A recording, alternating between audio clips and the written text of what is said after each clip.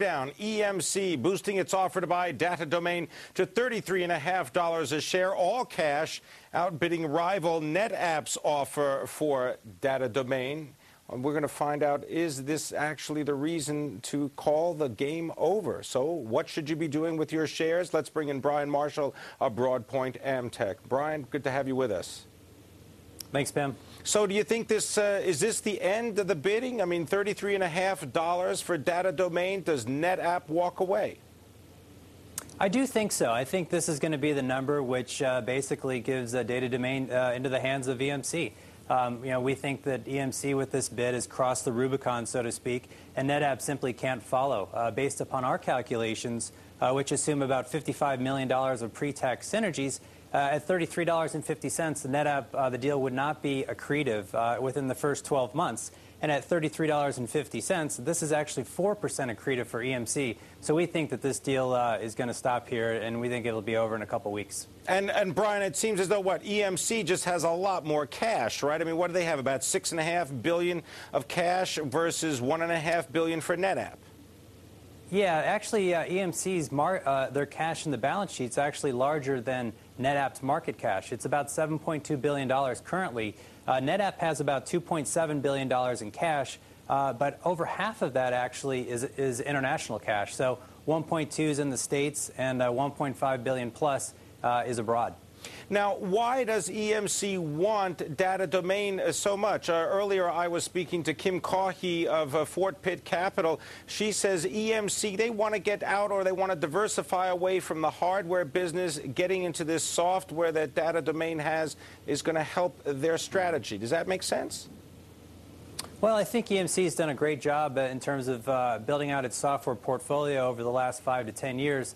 The highlight of which is VMware, obviously, a virtualization software company. They purchased that for about $700 million, and the market cap today is north of $10 billion, so it's a very good transaction, obviously. I think this Data Domain deal for EMC is actually defensive in nature. I think that they don't want to see the company in the hands of its closest pure-play rival, NetApp, because it would enhance, obviously, their growth profile as well as their margin characteristics, and obviously they want to improve theirs. So I think it's purely defensive in nature. Brian, can you give us a little bit of detail on what's going on in the storage business? I thought storage was just a commodity business at this point, and that really what makes the difference is what you're able to do with all that stuff that's stored in all those files.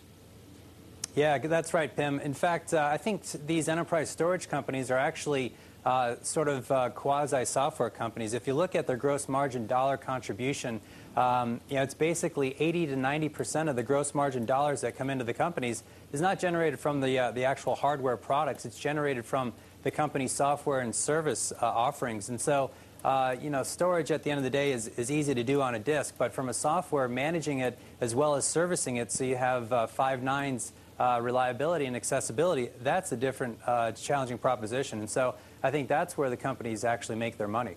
And if that's where the companies make their money, is there any chance that someone's going to come after EMC? I mean, is that business worth something? Yeah, it's worth a lot. I do think that there's a lot of companies looking at EMC. However, I think that the size of the bite size of the deal would probably just be prohibitive currently. If you look at EMC's market cap right now, including VMware, it's about $26 billion. And so you'd have to assume a pretty good premium to pay on top of that. So, you're looking at a deal, well into the 30s, if not the 40s, and $40 billion. And so, Cisco is always rumored to be, kicking the tires there. I think EMC and the VMware asset are tremendous assets, but I just don't see anybody being in a position to acquire them currently. All right, we're going to continue the conversation more with Brian Marshall of Broadpoint Amtech. He says it's probably a done deal as far as EMC's $33.50 bid for Data Domain. Coming up, does Apple actually have to worry about the Palm Pre or the BlackBerry Rim? We'll tell you. This is Taking Stock on Bloomberg.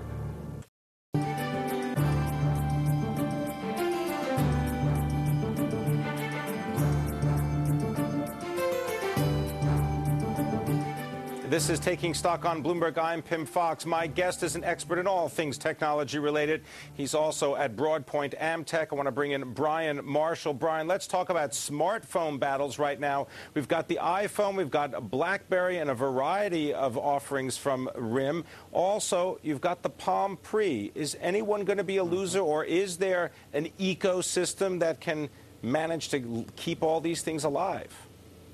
Sure. We think from a secular growth perspective that the smartphone space represents one of the best opportunities out there today. Having said that, I do think that there will be some leaders and some losers, but at the end of the day, we think the market is big enough to be successful for all companies involved. But we do think that the iPhone is actually really well positioned, obviously, especially with regards to its application store and the 50,000 plus applications that are currently available. All right, now, Brian, you mentioned applications. Let's talk about the various pieces to the smartphone industry, right? You've got applications which are written by third-party developers to do everything from scheduling to all kinds of interesting things. You can actually use an iPhone to literally dial a telephone number. Is that where the winners and losers are going to be made, is in the applications business?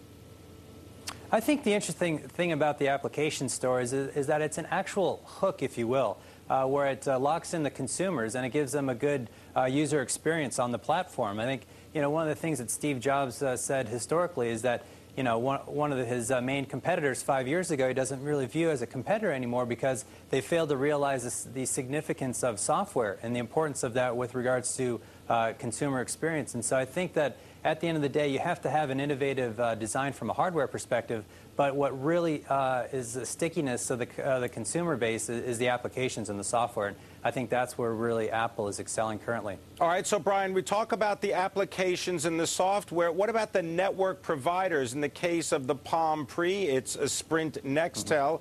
We know AT&T looking to get that lock on the iPhone.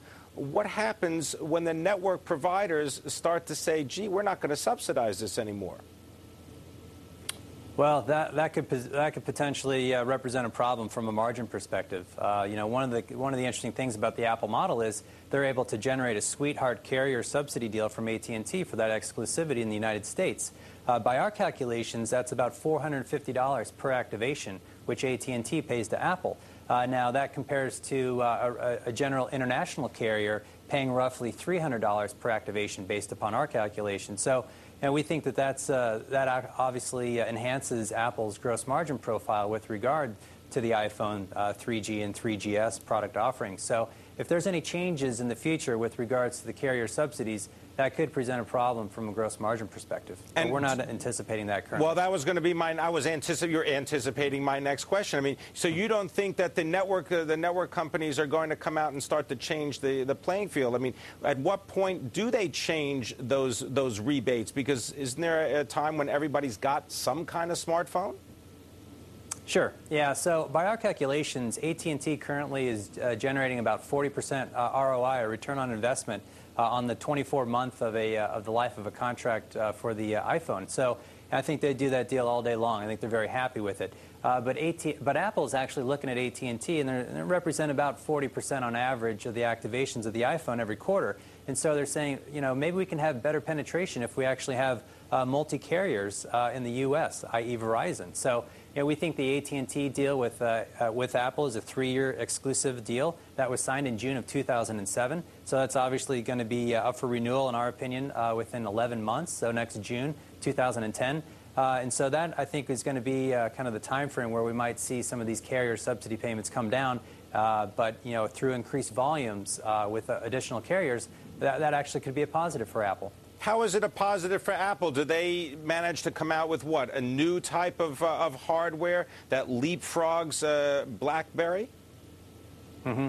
Well, I actually think it would be a positive for Apple because it would expand their global distribution. So if they were to add, for example, Verizon in addition to AT&T in the United States, that would obviously expand their distribution capabilities. And so we think that they'd make, despite having probably a lower carrier subsidy agreement with Verizon than what they currently have with AT&T, we think they'd make it up on the back end through higher volumes. And so that's how we would view that as to be a positive catalyst for Apple shares at that point in time. And is that one of the reasons why you got a buy rating on the shares of Apple? I mean, the stock closing at $139 today. Would you be adding new money to an Apple position? Most definitely. The company's scheduled to report earnings in a couple weeks on the 21st of July. We're actually street high at $1.31 for our EPS for this quarter. We're expecting them to actually surpass that estimate. We think that the company had a great quarter. We think that guidance will be conservative as usual, but we think the valuation is pretty compelling.